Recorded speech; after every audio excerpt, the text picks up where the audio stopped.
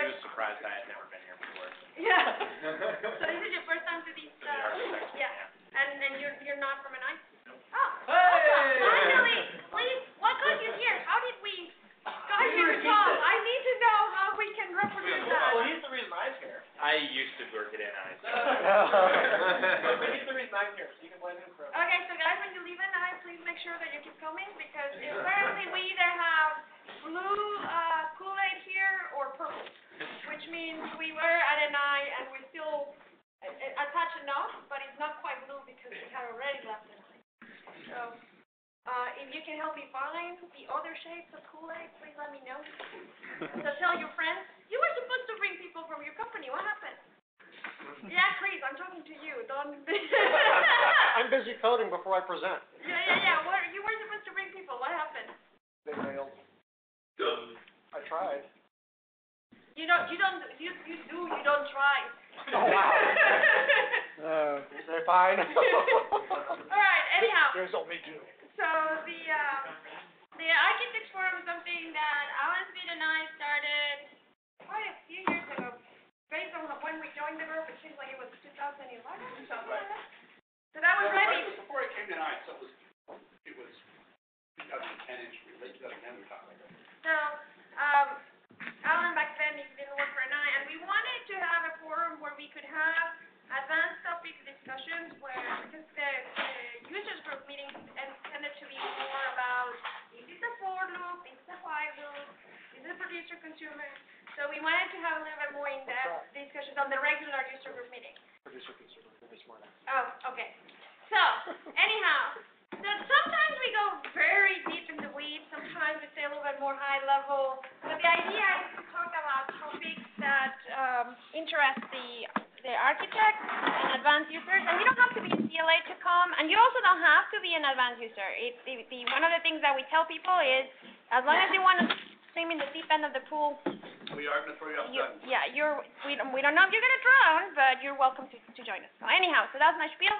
I'm going to continue to thank NI for letting us use the space, and they continue to sponsor food, which is good, because I was having a really hard time finding people that would sponsor food. What did you guys think about the topic selection this time? So what we did this time is we put a list of topics, and then we voted with likes to see who was going to present. Everybody saw that? Okay? All right, so what I'm going to do is I'm going to copy the topics that were not selected, and I'm going to paste them on the next one. And if you want to volunteer to present, please do. And what happened today was really funny because you guys ended up getting 8 votes each, and it ended up being kind of related, right? Because Alan is talking about how you design packaging and how you determine what's going to be in a separate package. And then Chris is going to be talking about how to automate building those packages. So that's why I put the topics as being packages. So anyhow, without any further ado, I'm going to let Alan start. Say something for another 30 seconds. I guess, yeah, what else can I say? Oh, I didn't realize that you could be here without being an architect. Yes. Is that on the website? Yeah, on the website, if you go to the left side, it says that we serve the Central Texas and wider community of advanced users, and you're welcome to come even if you're not an architect. Okay. We gave it a cool name, and Badass LabVIEW Ninjas was taken. And LabVIEW Architect Forum. Was it taken? Lab sounded more joyful, I guess. Inviting? Yeah. And our YouTube channel. And you're recording? Okay. And by the way, I delegated the technical stuff to Craig because the last couple of meetings have been quite stressful to get the projector and the join me working, and apparently he has a magic touch and I don't. So everybody, this is Craig. Craig Hitchcock is my cube mate, and he's a very handy person. Thank you, One guys. of the better things my boss did for me was to stick in our team. All right, I'm on. I'm up. I'm recording. Hey, everybody. They said that what are you looking at again? Okay, we're good. Never mind. We're good? Audio's good? Okay. I shall take it away. Hello, everybody. Does everybody here know me? I think I got some new faces that don't know me. I got guys from my class that just met me. All right, so for those who don't know me, I'm Alan Smith, not John McBee. I'm in the systems engineering group here at NI, senior engineer in the ATE group. I did not start my career at NI. The bulk of my career has actually been elsewhere. I have worked for or been my own alliance partner for 16 years before I came here. So I've done the job. My partner in crime for this presentation is John McBee, also CLA. He's the president of Composed Systems, but he could not be here tonight because Composed Systems, I think, on the East Coast. Sometimes he checks in remotely, but tonight. So I will be playing the part of Alan C. Smith and John McBee, complete with character and costume changes. It'll be awesome. Kidding aside, what am I here to talk about today? I am here to talk about unfunded packability. Wow. Start that over. Unfunded liabilities.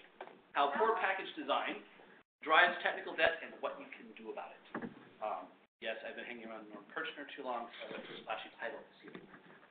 Basically, this is about package design, about how we partition our software for development and deployment. How many of you have seen this slide? Several of you saw it yesterday morning. I have some folks from my Actor Design and LabVIEW class, and I use this slide a lot. This is another Norm Kirchner thing. Smores is his acronym. It is a handy way to describe some of the things we look for in software, quality, reusable software. I mean, there's software you write that's going to have a short lifespan. But if you're building, systems that are going to last for a while, or systems that are going to become other systems, you start to care about these things.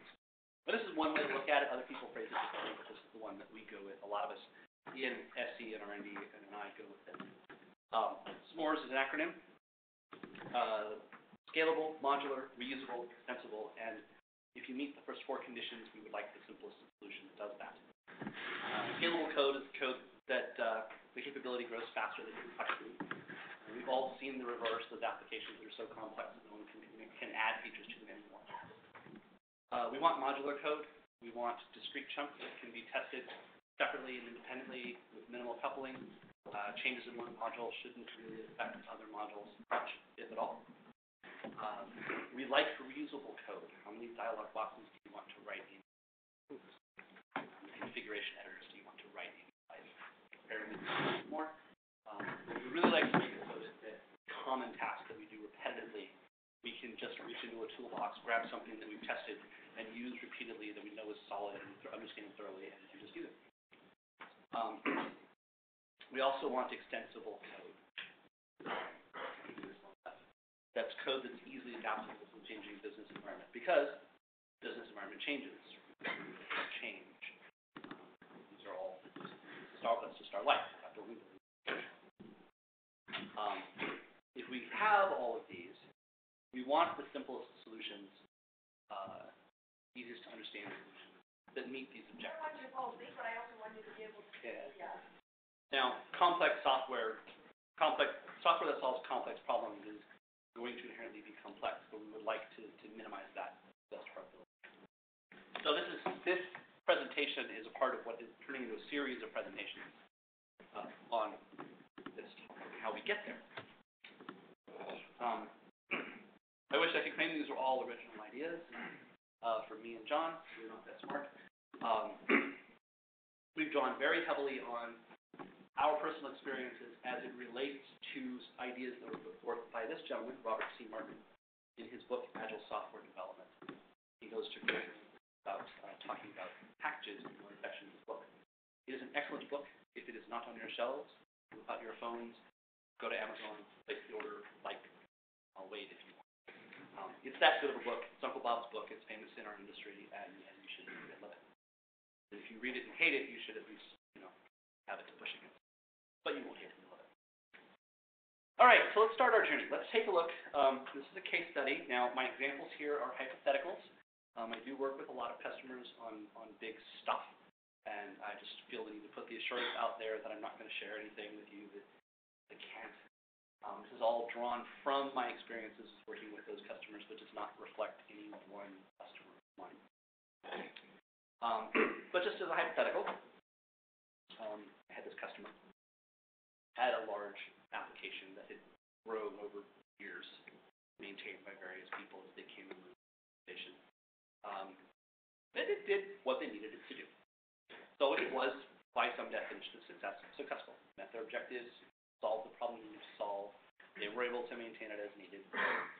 Until the day that they needed to add a certain large instrument package to their executable, and their build times increased dramatically. They doubled building the executable. Now, doubled went from 45 minutes to 90 minutes, which most of us would say, yeah, whatever. I'll just read along the book. But for them, it was.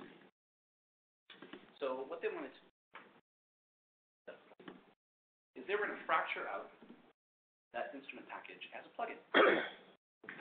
Okay, and then if this is fractured out as a plugin, they could build. They still have a total build time of around 90 minutes, but they could theoretically build their instrument package plugin once, as it churned, hopefully not very often, right? And then this executable, which had more stuff that had to churn more often, they could build that, and it would still take about 45 minutes. Every now and again, they have a big 90-minute build, but occasional. But most of the time, it'd be these 45 minutes. We'll talk about why a 90-minute build is a problem in a different discussion. Yes, sir. I assume that package was a part of the project that also owned the executable? Yeah. Okay. 90 minutes. So, this customer, by choosing to do this, took their first steps from a monolithic application to an application that was composed of packages. Okay, I've been using that word. What do I mean by that? So, I'm a big proponent of object-oriented programming. Don't know how many of you are. Classes are a great way to organize our code at the tactical level. I have a problem that I have to solve in front of me, a functional thing that I have to. And really, if you kind of look at packages, you realize you're just taking, or classes, you realize you're just taking the code you would have written anyway, and you're bundling it up in certain ways that make it easier to understand. Classes are great for organizing code at that functional level. Once you get to a certain size, have a certain number of packages, it becomes convenient or even necessary to start thinking about collections of these classes that go together. Would naturally tend to go together. And that's what a package is. It's a collection of classes. If you're not using classes, it can be a collection of code libraries that are related in some way. These concepts do apply to non-class-based systems. But I'm going to talk in terms of classes. But that's the whole idea. So we're going to have this basic unit of work. Here's a bunch of stuff that we're going to work with as a unit. And we'll have several of these, and that's what our applications are going to be built. So when we do this, we get two benefits. We can reason about the design at a higher level of abstraction. Start thinking about our big, massive application in front of us. We can start thinking about it in terms of great, which is about package coupling, how packages relate to each other. And it also helps us, and this is critical, manage the development and distribution of software, which is again about what classes go together in this package cohesion. Probably won't surprise you. There are principles, so that's what we're going to talk about. There are principles around what should go in these packages, and they're actually based on, there's some governing cohesion and there's some governing coupling. We'll go through each of these in turn. These are the principles that apply to package cohesion. Reuse release equivalency principle, the common closure principle, common reuse principle, and I will talk about each of them in turn. And also for package coupling, acyclic dependencies principle, stable dependencies, stable abstraction principle. And these are our rules. These are how we decide what goes in our packages and how they relate to each other. We will start with. Is it correct that you're basically wanting low coupling in general between modules? Well, there's going to be some, and in fact, package dependency is something that we'll talk about, and that's mostly what we're talking about here. And so there's functional modules which you tend to want to have low coupled. With packages, Ask me that question one more time. You're saying it's more complex than that, Yeah. basically? Yeah. We're operating at a different level. We're actually solving a very different problem here. Okay. And I think once I've talked through what that problem is, you'll start to understand. There is, I think you are talking about minimizing some of that coupling so that things are entirely coupled with the packages. But there's still going to be some coupling, and to a certain extent, what is desirable. We're not talking functional software modules. We're actually talking about something else here. Thing we're thinking about. So we'll start with package cohesion. And package cohesion really just says that I've got all these classes, but only some of them go into my package. Some of the rest of them go into some other package. All right. So start with what we're talking about. So reuse comes only after there's a tracking system in place that guarantees notification, safety, and support. What am I talking about? If I promise that I'm going to give you a package for reuse, I am making commitments to you. Those commitments are that I'm going to maintain it. Because if I'm not going to maintain it, it's useless to you. You might as well write your own. I'm going to let you know when it changes. Hey, I've got an update, guys. Check it out. It's awesome. And I'm not going to shove it down your throat. I'm not going to make you adopt the new version of the package. So there's going to be revision. You're going to be able to pick the revision that you want to use. And if I put one out that's busted, you should be able to go back and use the old one. If I am not prepared to do these things, I am not delivering reuse code to you. So is it safe to say that you're okay breaking compatibility, but you're providing a path to success by using an older version? Okay. Yes, I mean, because sometimes we have to. Hey, I got my. Sometimes we have to do that. Yeah. You know, this package has to change. It's going to break stuff. But Chris, if you're not ready to migrate to the new thing because you've got 417 other things on your plate, I can't force that on you. That's not reasonable. So as a practical matter, this really means that you know, and we have tools for managing how we work package manager. But basically, I am offering this contract to you. I promise that I will do these things. In exchange, you'll get code that I test, that I maintain, and that hopefully it will, you know, take some worry off of your plate. This is where package design starts. How much clerical and support effort am I willing to put in to put packages in front of you for you to reuse? And that clerical support, documentation, all of that stuff that is not directly necessarily related to writing good code. In fact, it's not really related to writing good code at all. It's more about delivery. So that's the contract that's in place. And that leads us to our first principle, because that actually argues, because all that's extra work, right? I gotta tell you about all this stuff and do all these things. It's not the fun work. It's not the fun work of writing code. So I'm taking on more effort to make this available to you. I'm an engineer. I am definitionally lazy. I do not wish to do this. So our very first principle actually argues for a relatively small number of packages that are fairly rich in content.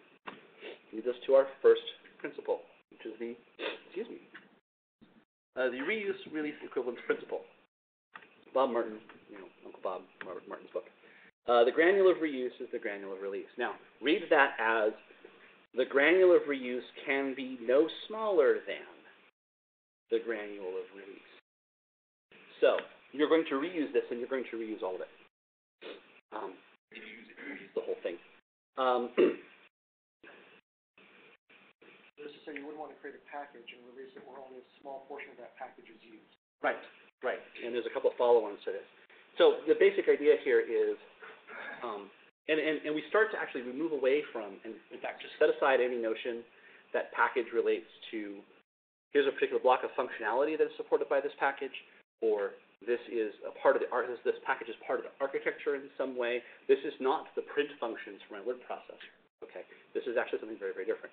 It has to do with what you're going to reuse out of what I give you, and it's a different way of thinking. Okay. Make sure I've got all my notes here. I have lots of good things here. Make sure I tell you. Oh, that is not helpful. Okay, so we start to see that sort of politics and business themes are actually influencing how we organize our software, which is an unusual way for us to think. But let's take a look. So if I give you a package with software that's intended to reuse, I don't want to give you stuff that I don't want you to reuse, because that's just stuff you have to worry about that doesn't give you any benefit. Similarly, all the software of the package should be reusable by the same audience. So if I have a package where Chris uses half of it, and Eric uses half of it, and they don't actually have anything to do with each other, my package is a disaster. That's not the way Chris and Eric have if they're doing the same kind of work, they should use the whole package. Those kinds of whole truth, nothing but the truth, and not anything else. Make sense? So it should be high-value stuff that you care about. All right, let's go back to my case study, and let's take a look at what we've done. So we pull an instrument measure package out for executable, and that's great, but you can't actually call code inside an executable as executable. You can, but not easily. And so we wound up having to pull out a whole bunch of other code with it. So our executable got significantly smaller, but now we have a whole bunch of classes that had to come out and be packaged up in some way. They are not part of my instrument measurement library. So they're separate. And you might go, well, hey, let's just toss all that stuff in another package and be done. And we could do that. Sort of the whole reuse equivalency principle keeps the number of packages small. I'm sorry, guys. I gotta blow my nose real quick. Otherwise, I'm going to sniffle at you the whole time. It's not fun for anybody. Don't step away from the mic and do it. All right. Sorry about that. That was really distracting. Okay. So the thing is, though, that there's some relationship between these, but not a lot. And in fact, it doesn't really make sense to put them all in the same package from a, is Chris and Eric going to use all of this together? Well, probably not. So if I add, say, the record type, that's going to rev the whole package, but it doesn't really affect the database code. And if somebody's just worried about this, they don't want to have to rev because I threw a new record type into the system. And that leads us to the next principle of package design, which is common closure. The classes in a package should be closed together against the same kinds of changes. A change that affects a package affects all the classes in that package. Okay, so just checking my notes here. We group classes together that are likely to change for the same reason. So if we have some reason to change our software, we know which package we have to go to, and we change that package and that package only, and we don't force changes on the other packages around them. This minimizes the workload of releasing and distributing change, because I'm only changing, this guy. Make sense? Now, so we're grouping classes around the way they're, and this is, again, a change from the way we normally think about software. We're grouping classes around how they're maintained. Not how they're used, how they're maintained. So this is a software maintenance, this is a workflow, a developer workflow consideration, not an end user consideration. So going back to our case study, I might choose to do this. I might actually have all of these different packages, and the arrows represent which packages depend on which. So I actually wind up out of my original just pull one, plugin out. I actually wind up going, well, gee, maybe I need to make, 3 PPLs to this. And then I'll make those as sort of foundational packages, and my instrument measurement library and my executable depend on it. Just to be clear, there's no reusability inside of this scenario. There's not that I can see. In other words, records gets used exactly once by this executable. Well, the next application, no. Yeah. Okay. Yeah. So, and you're talking about building frameworks for multiples of what you're doing, and so that's where it starts to get interesting. Okay. And you do start to see potential for reuse within your applications sometimes. So this package may have stuff in it that's reused in several places. All right, so let's shift gears just a little bit, and let's take a look at another example. Again, this is a hypothetical, but it is something that we see a lot. I get called in.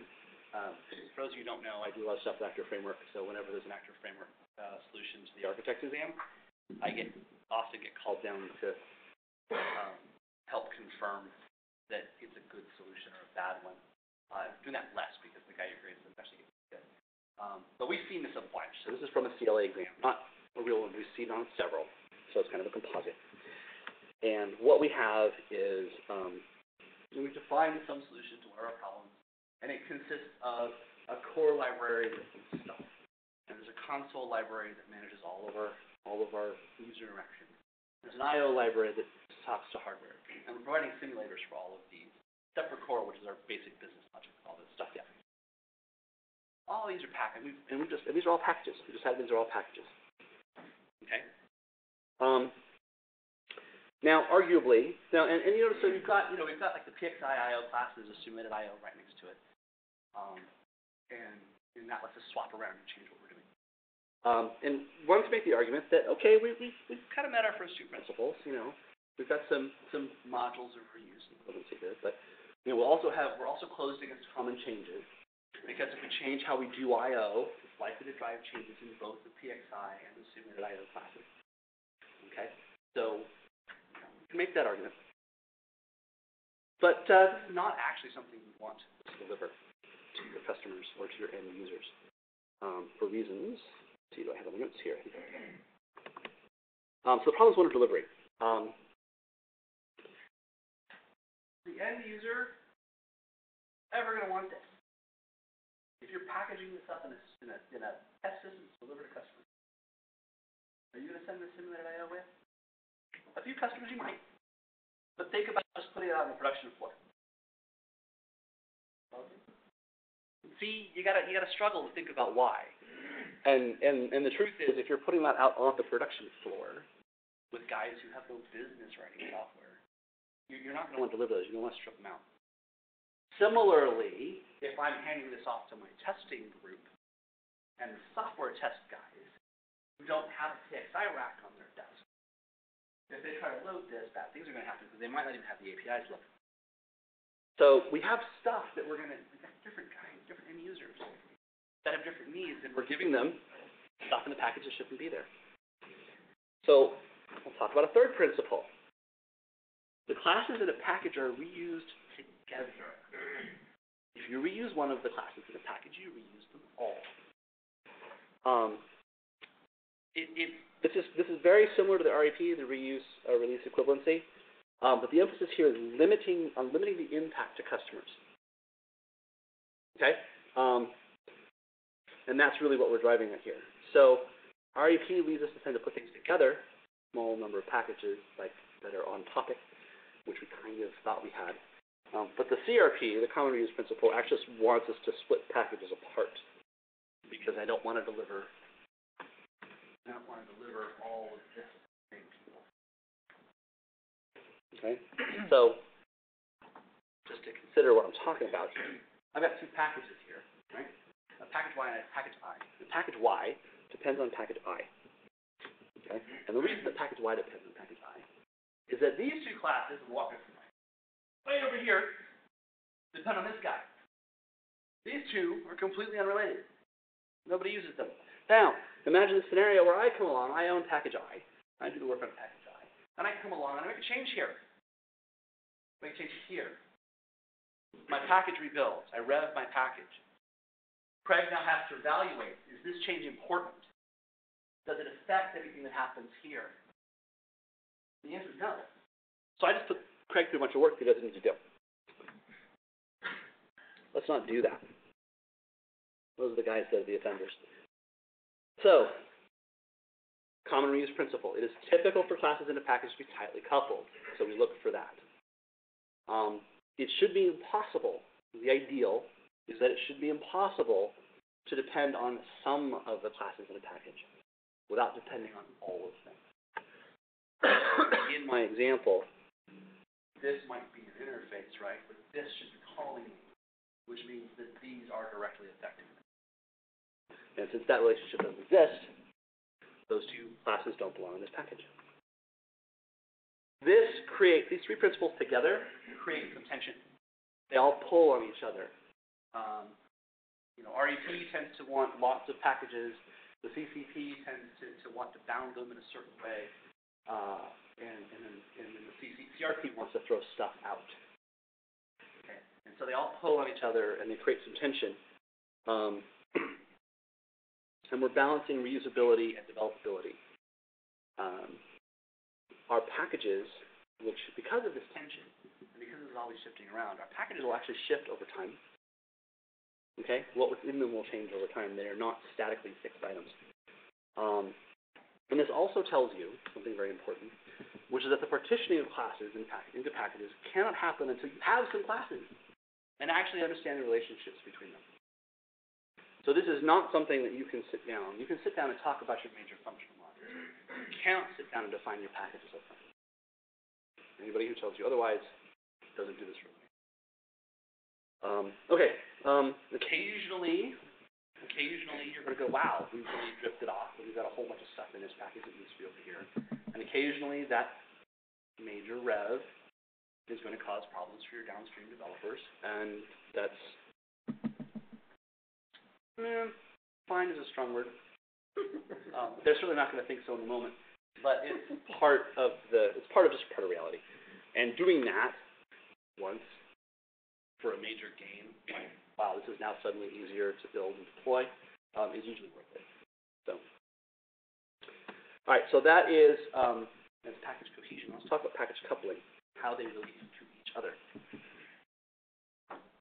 So here's a package diagram, and I'll give you a little example. I'm sure you've all had this experience of you stay up late, you make some changes, you check your changes in, everything's awesome, everything works. You come in the next morning, and the bastard who sits next to you stayed up an hour later than you did, checked in a whole bunch of changes to stuff he's working on, which is completely separate from what you're working on. And guess what? You're staying late again because all your stuff broke. So after they let you out of jail for attempted homicide, you get back to work and you fix this stuff. But you can go to the previous version. That's the beauty about packages. Yeah. If they break it for you, you're like, okay, I'm going to revert to the previous version. While you go fix whatever it is that you did. Have a timeout on the corner and then go fix whatever you did. Yep. But there might be something else going on that you need to take a look at. So here's a hypothetical application, right? The dashed lines represent dependency again. And this is pretty good, right? I've got these major packages that do various things, and I can start at any one of these guys, and I can follow the arrows down, and never wind up back where I started from. It's really good. Everything is nice and split off, and you can work on, your basic stuff, and you're good. You're good. You can work on stuff independently and not worry too much about what gets written. The guy building my app, he's got special challenges, but he's the very top of the hierarchy, so that's just the way it goes. And then somebody comes in and does this. He adds this dependency between my dialog and my app. It's all out the window at this point. Okay? Effectively, if you're working on my tasks, you're screwed, because everything else has to be built and functional for you to be able to do any work. Okay? This is a problem. This is a serious problem. This breaks deadlines. This burns people out. It's bad news. And leads us to the acyclic dependencies principle, which is let's not do that. Allow no cycles in the package dependency graphs. Okay? Put another way, the dependency structure for the package must be a directed acyclic graph. I'm sorry, a directed acyclic, what? It's a fancy way of saying what we just said. So, a package diagram is an example of a directed acyclic graph. This is where the science and computer science starts to come in, because this is a mathematically demonstratable thing. Okay? So, directed graphs have nodes. In this case, these are packages. They have directed edges. That's the dependency arrows. And we require, so that's a node, that's an edge, and we require that we not do this. Don't do this. It's bad. They say that, write code as if the person who's going to maintain it or work with it is a homicidal maniac who knows where you live. This is how you get that guy looking for your house. Don't do it. So how do we break this? So somebody did this, and after we shoot him out and back his code out, we got to go figure out what went wrong and how to change it, because we did this for a reason. It was a good reason. Bad choice. We can do two things. We can do dependency inversion, and we can create a new package. There are two choices. Dependency inversion is really straightforward. Say I've got my dialogues in my app, and I've got my dependency arrows here. Okay. and I need to flip this around for some reason. Okay, I need to reverse this dependency. So what I can do is I can go, class X depends on class Y. Is I can go and say, great, I'm going to make class Y the child of an abstract class. When I do that, the abstract class is going to belong to my dialogues, which actually maps very well to some of the principles of class design, which is that the interface belongs to the client. That's right. Yeah. You flip it around. Most people think that, oh, the interface belongs to this. Well, no, the interface belongs to things to use it. Now that flips your dependency around completely. Okay, which lets us remove that arrow entirely, or actually what it does is turn the arrow around, and so we're good. The other thing that we can do is we can make a new package. If class Y is the offender, class Y depends on something in my dialog. Okay, well, let's just kick class Y out of my app. Let's put it in a new package, all by itself, and then everything will point to this, and we're back to golden. I can't trace my arrows around and wind up in a bad place again. This obviously would be something that we would start looking for, do we have more classes that have this package? It's logical to do something in my dialog now with my stuff down. So we'll start looking at that. But again, there's that jitter, because now we just made a whole new package that we're going to start putting classes into. And that is, Uncle Bob doesn't make this point. This is my realization moment as we were putting this presentation together. This is not software architecture. This is not the art of writing a quality code. This is software engineering. Okay? Your package design evolves with the application. If you adhere to the design principles for packages, classes are going to move. New packages will be defined as the software grows in complexity. This is called jitter, and it is entirely appropriate, and you should embrace it. Your life will get better. Again, don't let somebody come and say, here's our package design. No, go away, get out. It will be what it is. Because jitter is a necessary and even desirable effect, we cannot do a top-down specification early on of the package design. Okay? Package design is not functional decomposition. It is not, maybe I said this before, but this is where I'm hopefully proving it to you. It is not, this is the module that manages printing. This is the module that manages how we display stuff on the screen. Okay? If you're writing a database app or a word processor app. Not any of those things. It is a map to working on and building your software. That's what we're talking about here. This is how you deliver your software to customers. Deliver that architecture to customers. The other thing that should come out of all of this is that there's a reason I'm presenting these in the order they are, and that is there's an order of precedence for when we start caring about these principles. Okay? And it goes in this, that order, arrow goes in this direction. If package design is about delivering software, you have to have software to deliver before a package design becomes relevant. So you're gonna work on your software, and it's gonna grow to a certain point of complexity, and you probably know this is coming. You're like, hey, we gotta start packing Zoom up. We've got enough in one place that we actually need to start having multiple teams working on different portions of it, and so we need to start partitioning things out. Reuse, release, equivalency. Now we start caring about who's in them, and more importantly, what should be out of them as the number of classes grows. And then eventually some knucklehead's going to come in and he's going to put that cyclic dependency in, and now we need to worry about the cyclic dependencies principle. Okay? Hopefully you will have seen the session and read the book, and you'll have warned that guy ahead of time. But it happens to the best of us. We're all capable of being knuckleheads. All right. So let's take a look now. With that behind us, we'll take another look at our last two package coupling principles. Going back to our let's go prove out why that CLA exam deserves to fail. And by the way, if you do this, you do actually lose points. That's a pro tip. If you package it badly, you lose points. If you do what I'm about to tell you to do, you're okay. But if you package it badly, you actually lose points in the exam. So let's go back to this exam. Here's a UML diagram of it. So changing a package early in the build map, meaning upstream, usually requires at least the changes in the core package as well. So these guys, something changes down here. Core depends on these. So if we change something here, we often wind up changing core. And we see that in our real applications, right? We've seen guys who've gone in, they start with the I/O because that's the thing they know, that's the problem they want to solve. If they start there, they don't think about the software. Right for the I/O, they build an edifice on top of it, and they need to change the I/O. And they got to work their way all the way up the stream to change the stuff that they've done. We would like to minimize that. So what can we do? We're going to talk about package stability. What is a stable package? And this is, again, we're not thinking about software architecture, we're thinking about software engineering. And what we mean by a stable package is a little bit different in this context than what you're used to thinking. Think of the package itself. This doesn't say anything about the code inside the package or its overall quality.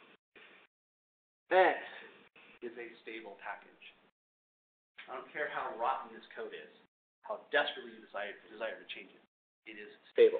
And it is stable because if I change X, if I change X, I will force changes to my other packages. It is responsible for those other three packages. Nobody is responsible to it, it's independent, but it's stable. And think about stable in this term not so much as I would like to change it, because it's kind of crappy, or because I need to, but because I don't want to change it. I need this to be stable because other things depend on it. You're the dad, whatever's going on in your head, your kids depend on you. Right? Yeah. 5 minutes? Oh, okay. I better, okay. You must drive me off the stage, but I'll do what I can. Okay. The inverse of that is an unstable package, which is Y. Y depends on these other three, but Y doesn't. But you can change Y all you want because nobody depends on it. To give you a visual, imagine stable versus unstable. Everybody play Jenga, or at least seen it? This is on the NIW board. This is pretty cool. This is a giant Jenga board. So imagine that each of these blocks is a package. The code in each of those blocks is of comparable quality. We'll take that right off the table. You like all of it. Okay? This is the direction of dependency. It happens to follow the gradient of gravity. That's an unstable package. You can pull that off the top and throw it around the room, juggle it, do whatever you want to do, put it back on, you're good to go. That guy right there, that one guy that everything else is stacked on, is really bloody stable. What happens if you pull it out? Boom. It all falls down. Okay? Which would you rather fix? Which would you rather be asked to work on?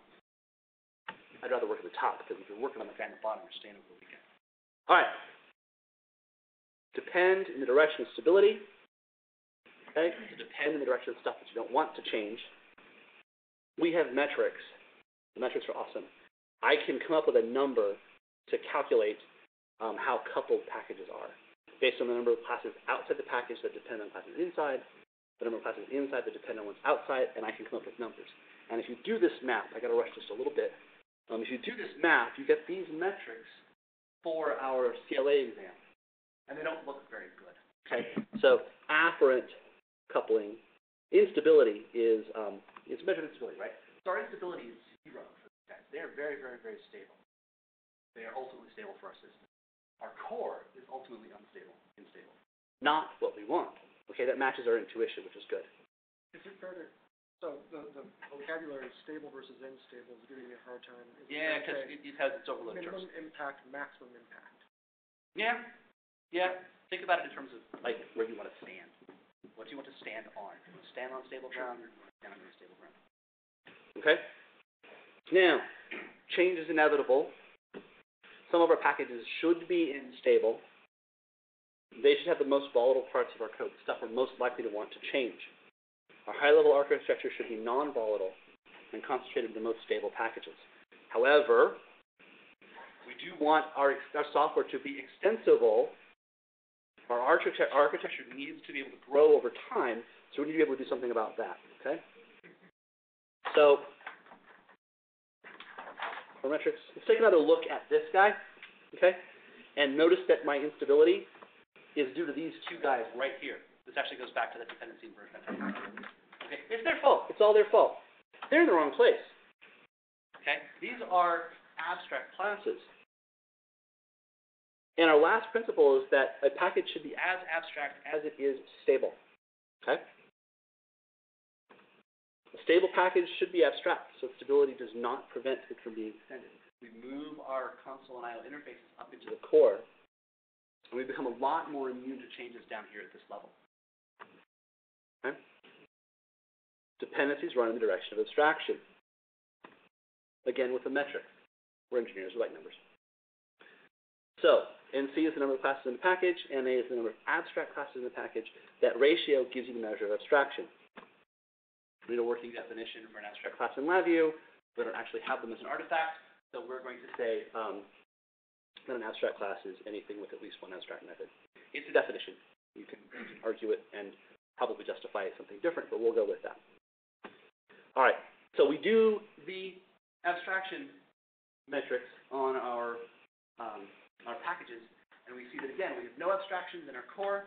We have our most abstractions are down in our these other different packages. So let's go flip that and redo our calculations, and our numbers get a lot better.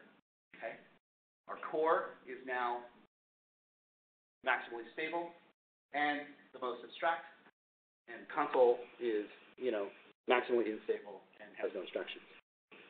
I have no demo. You give any engineer two numbers, what's he going to do? He's going to plot it, right? We can do that, okay? I'm gonna beg your indulgence for a few extra minutes because this is actually, I think, a pretty important concept. But I'll try to get through it because it's not that easy. Important concept, it's not a difficult one. You put two numbers. Put me two numbers. I'm gonna plot them. I can plot them, and I can say, hey, in the upper left, you get this chart, okay? And in the upper left corner is maximally stable and abstract. Lower right is maximally unstable and concrete, okay? We can't put everything in those two corners. It's pretty obvious we don't want to be in the other two corners, okay? If you're playing down here in the lower left and you are maximally unstable and maximally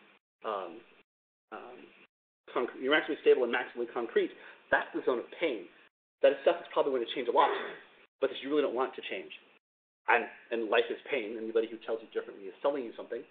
There will be packages that live there. Your database package is probably going to live there. Database schemas, when you have to change them, cause a lot of pain. There may be some stuff there that's okay.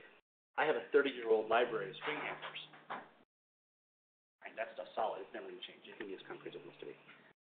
In the upper right, maximally unstable, maximally abstract.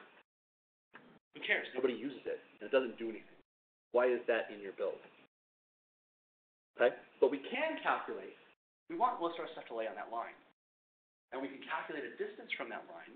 And as you do statistical process control, you can actually use SPC to keep track of this stuff over time. It's really cool. We can calculate that distance, and we can decide how far off that line we're willing to be, which is a pretty useful thing for monitoring the overall health of your build. By the way, here's our core and console. I plotted out for you for reference. Another fun thing to do with your packages is once you have that d prime, that distance from main segments, you can plot how a package goes over time, because it will change. That jitter will cause it to change. And then you'll see maybe you popped out of your control limits, and that's, you need to go pay some attention to that. All right. Summary. Packages provide a high level of organization for large applications. Package cohesion, you're balancing usability and developer performance. Package coupling is important. You can monitor it, you can measure it, and you can use those metrics to assess the health of your package design, and therefore your ability to deliver your software. Package design is bottom up. Okay, you do this specification after you actually have some classes to play with. Package design is software engineering, not architecture, it's engineering. It defines your basic units of work, because you're going to grab that package and work on it, because it all changes together, right? And it also gives you a build map for your application. Ta-da! Books to read. I've only read the first one. John's read the other one, but we recommend all of them. The first one's Bob Martin's book. If you don't have it, order it tonight when you get home. And then John has some really cool tools that he's working on for doing package metrics and dependencies. And this will be another good one to take a picture of if you're inclined to do so. But go check out. He's got a tool for doing measurements on your project. I'm consulting with him on some of these things. Billy Bob says, check it out. And that's all I've got. Thank you for your indulgence in the extra 4 minutes. Questions? I will stick around for a little while offline to ask me questions. I'm good. Oh, what? Question? No, all right. Sure.